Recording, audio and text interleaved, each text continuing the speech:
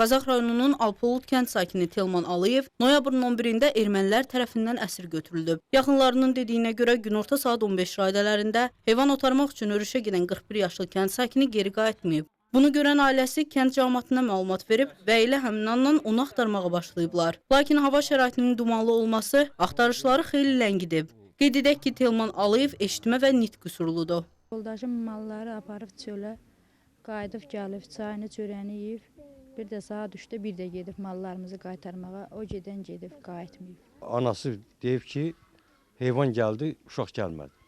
Qonşuya harı edərlərdi, cəmaət qohum əqrəbə töküldü, getdi. Bütün kənd gecə sabaha kimi gəzdi, sabahsı gündə bütün günü gəzildi, öldü, qaldı, hardadır xəbəri bilinmədi. 3-ə 20 dəqiqə, 15 dəqiqə qalmış, uşaq özdən çıxıb sonra gəlməyib. Biz də həmin vaxt gəldik, biz də başladıq axtarışa, neysinə daha.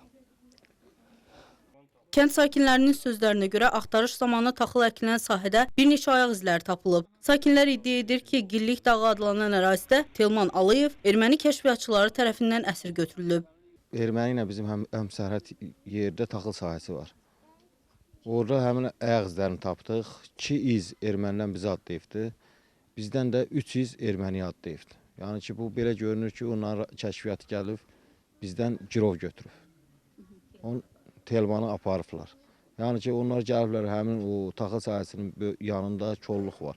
Kolluqda oturub siqaret çəkilib. Həmin o izlər də var. Yəni siqaretin özün paskası oradadır, oturduğu yerdə bilinir ki, orada olubdur. Alpolud kənd icra nümayəndəsi Həmid Abdullayev baş verən hadisə ilə bağlı bir çox ünvanlara müraciət etdiklərini bildirib. Polis şöbəsinə, rayon icra hakimiyyətinə, Fövqəladə Hallar Nazirliyinin rayon nümayəndəsinə hamısına məlumat verdik. Elə də başqa hüquq mühafizə orqanlarının hamısına xəbərdar elədik ki, belə bir vəziyyət baş verib. Onlar da sağ olsunlar, indi vaxtında reaksiya verirlər, vaxtında axtardılar.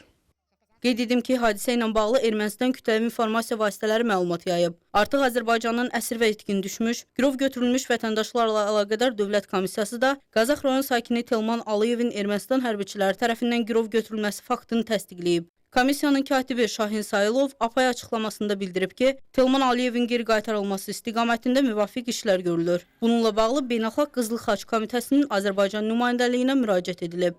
Şəfiqə Fazil Orxan Musoğlu, TTV Qazax.